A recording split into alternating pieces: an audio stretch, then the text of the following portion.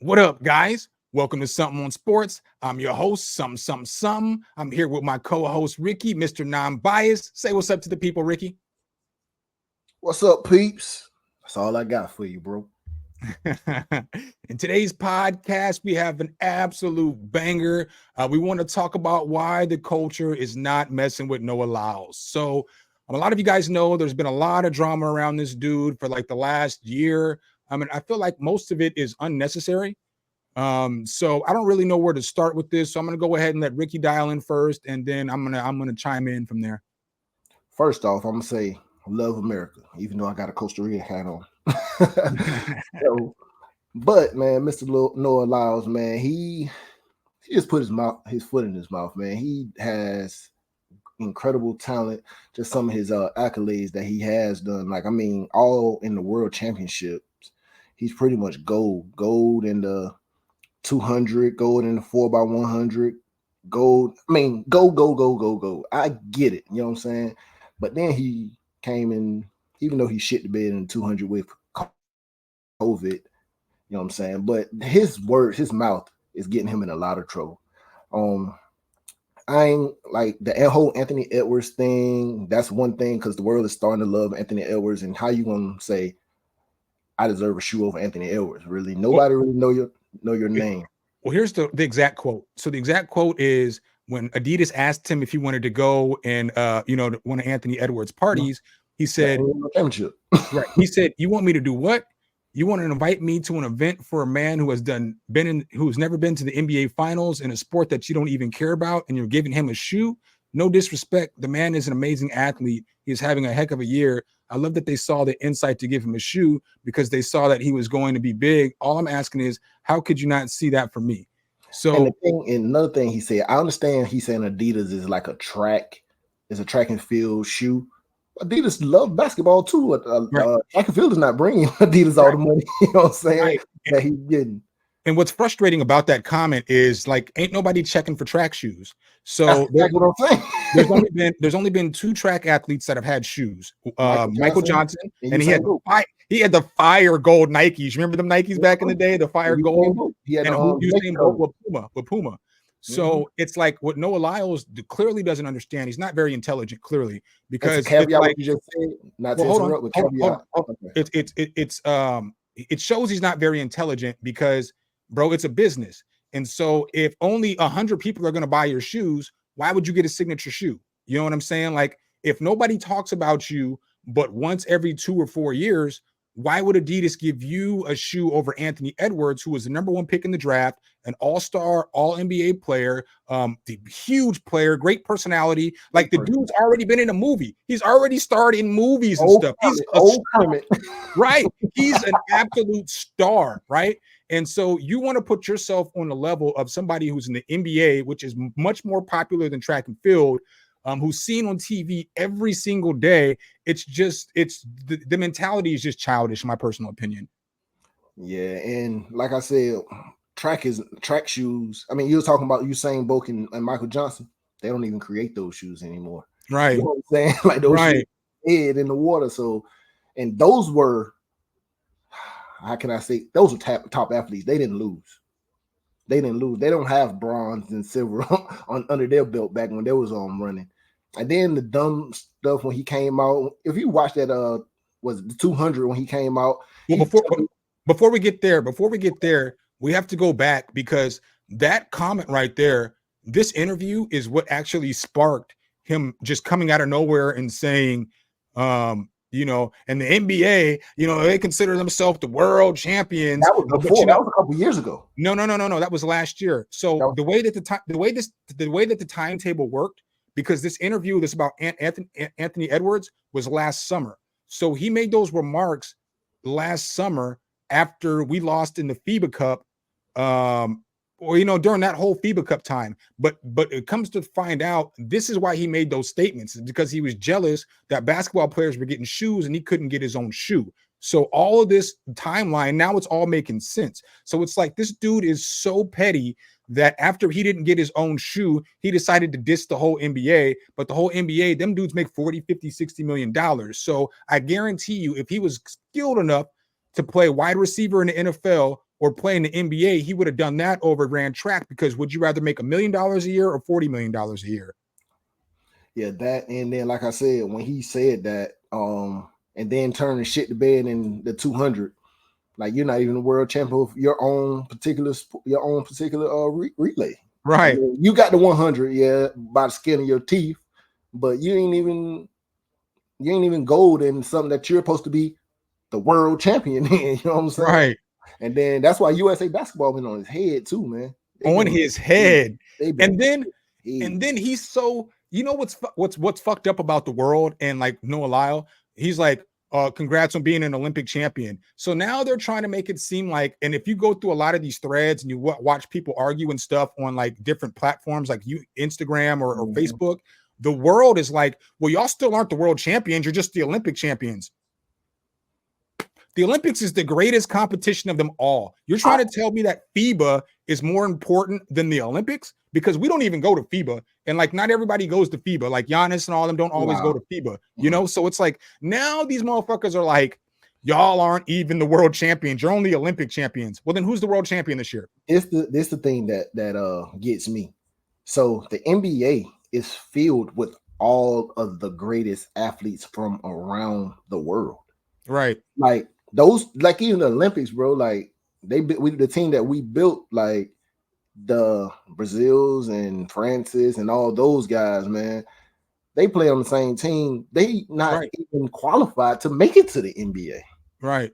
They can't even make it to the NBA. So I would take an NBA championship over an Olympic. I mean, because I think that's still world champions, because you got the best players in the world that you're beating.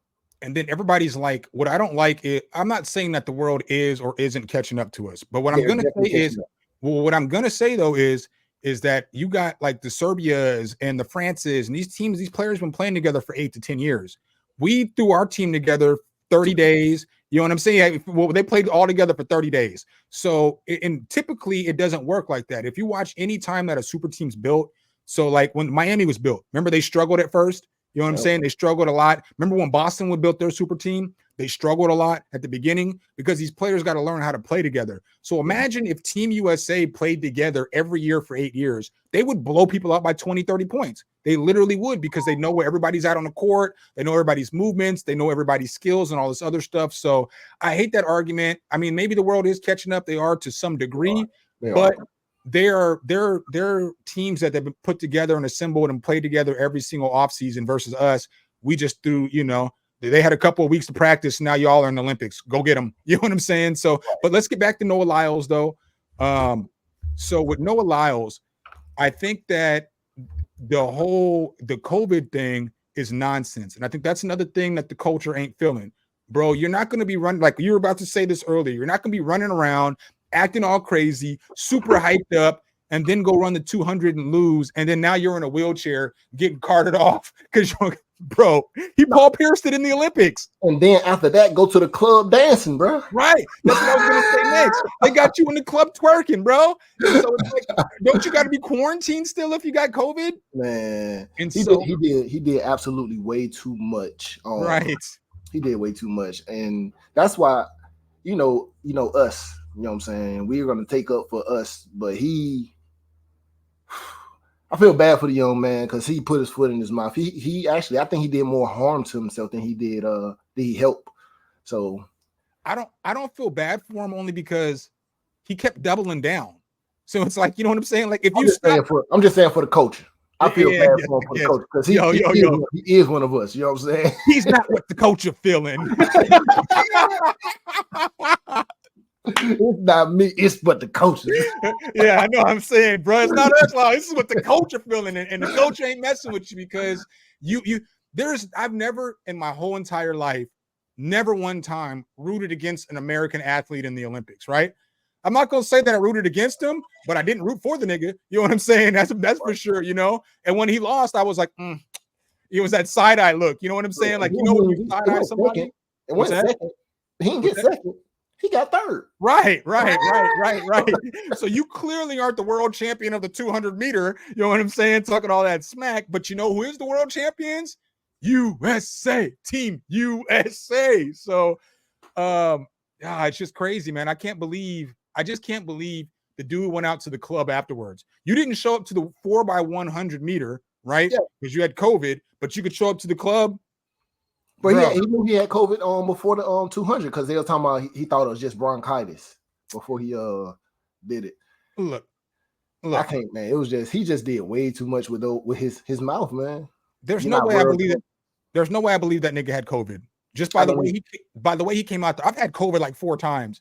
And at all 4 times I've had COVID, I could not have got out there and jumped around and made this long routine and did all this crap and then lined up and ran a 200. I just everybody was on the blocks. This motherfucker running up and down the track, jumping up and down, waving his hands in the and then get on the blocks and shit the bed.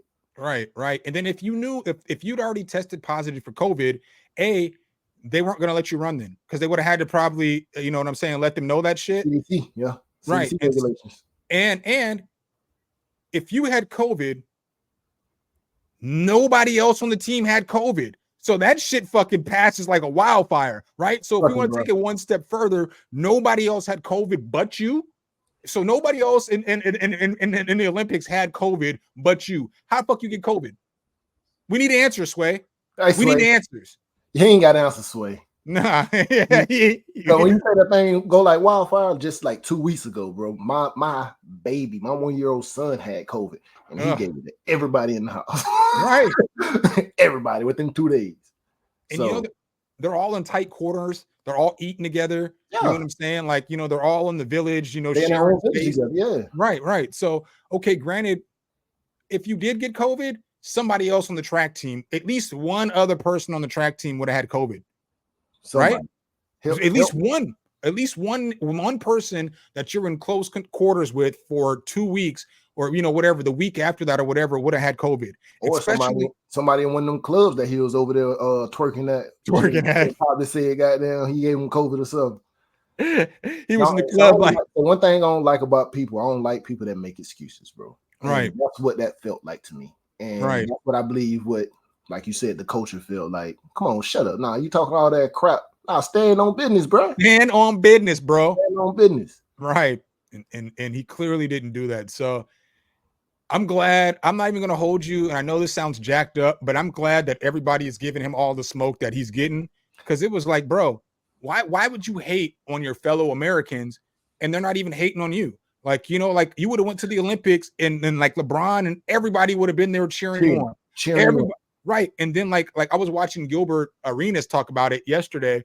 And he was like, bro, if you would have got your shoes, who do you think would have been rocking your shoes? And then he went around the arenas and nobody had on basketball shoes. Everybody had on like runners and joggers and track shoes and stuff like that. So it's like, bro, if you get your shoe, the basketball players are going to be the people that are going to support you. We're going to rock your shoe out in public and people are going to want to get your shoes because they see the shoes that we're wearing.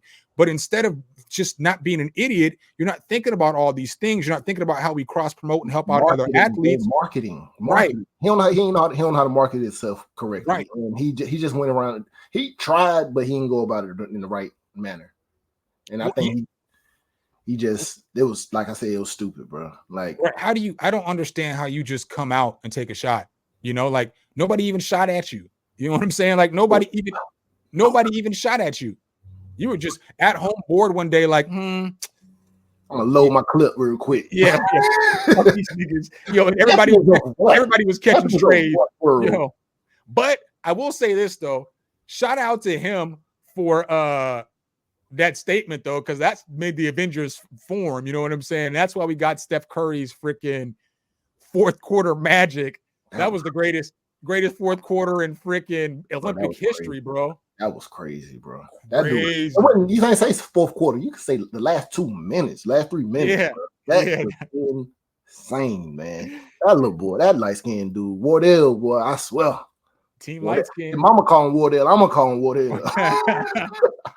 Wardell got there a problem, bro. That last shot, the last shot over the two dudes, Yakum. Oh, that shot was so beautiful, bro. The funny part, if you go back and watch the tape, the funny part is Bron had the ball. No, KD had the ball. He gave it right back to him, like right, because he was on fire. You know what I'm saying?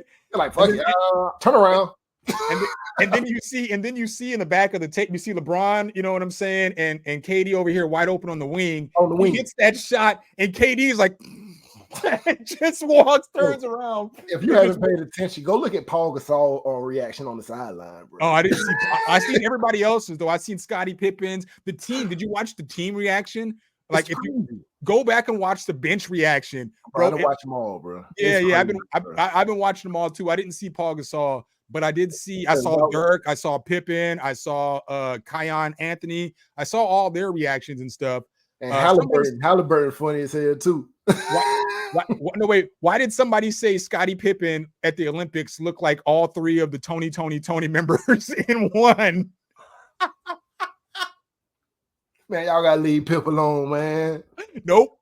We're on Pippen's head, bro. We're on Pippen's head. Alone, man. I know you are. We're on Pippen's head until he apologizes to Jordan, bro. We on his head. We don't owe Jordan no apology, bro. What you owe Jordan an apology for? For being an idiot, bro. For telling the truth, telling his truth. Whatever. You know what I'm saying? Like, everybody got a truth, bro.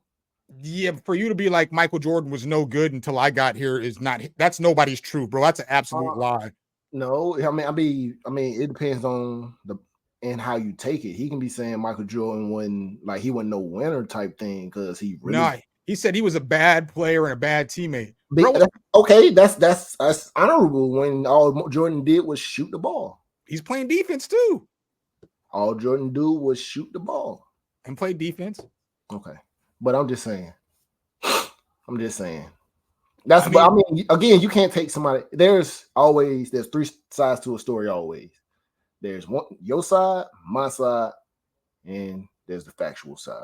But how are you mad? How are you mad when because he's talking about the shit that you did, but he talked about the shit he did too. He talked about his gambling addictions and all that shit. He didn't paint himself in the greatest light. He showed how he bullied teammates, was punching niggas. Like, that shit don't make Michael Jordan look good. And he gave that information out. Why would we spare you fucking throwing a fucking chair on the court and refusing to go back in the game? I think the fact that Michael Jordan, the only one they got paid for that documentary, and then they didn't, and he had a lot of power and what was put on that documentary. I think that's what made him feel a certain way. I can only imagine what, you know what I'm saying, the reasoning, but if that was me, that would the way I feel about it. And then he was there, man. I can't discredit the words that he say just because he was there. But I'm not going to turn this to a Jordan Pippen conversation. Yeah. Back on Noah Lyles' head though for a little bit. So really, that's all I got, man. I just don't. Yeah. Hopefully the young man, he gets his stuff together. He's been competing for he might be done, bro. I believe this might have been his last stance. No, I think he's got. No, because track runners are going to run till they're 30 something. I think he been running about 12 years. Yeah, but I think he still probably has like another Olympic tour or two in him. One maybe. Let me see. I feel like he's only like 28. Yeah, he's 27, bro. So he'll be 31. He got like 2 more Olympics in him, bro. No, he ain't finna be running. What he gonna be running? The 100 in the. You don't think so? Nah. When do Usain Bolt stop? How old was Usain Bolt? And he was the fastest man alive. Yeah, but I feel like normally like track runners run like 3 or 4 Olympics. He's 37 now, I guess. Nah, yeah, if you start young, if you start at like 16, 17, 18, you might. But I don't think he started like that. Usain Bolt was 37. Is 37. So he ran the last Olympics. He was 33 in the last Olympics. So you see what I'm saying? So I don't think that's what I'm saying. Noah Lyles will be 31. He'll run again. He's got at least one more. I just said maybe one more. Maybe you said 2. I said he might have 2. He might get 2 of them. I'm gonna be in that Olympics in LA, bro. Me too. We're gonna link because I'm for real going. I'm not missing the Olympics, bro. I'm not missing them. I'm going, bro. Yeah, me too. I'm not playing either. I'm not even no cap. I'm for real going to the Olympics in LA. I'll figure that out, you know. But the way I live life though, it's not gonna be that hard, you know.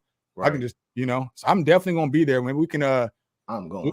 Yeah. We'll link up or something. So but I guess that's what we got for you guys today. Ricky, what do you want to say to the people before we get up out of here? Still pray for Noah Lyles. Why don't y'all go ahead and hit that subscribe and that like button one time for us? Help the channel grow. We appreciate it if you like the content.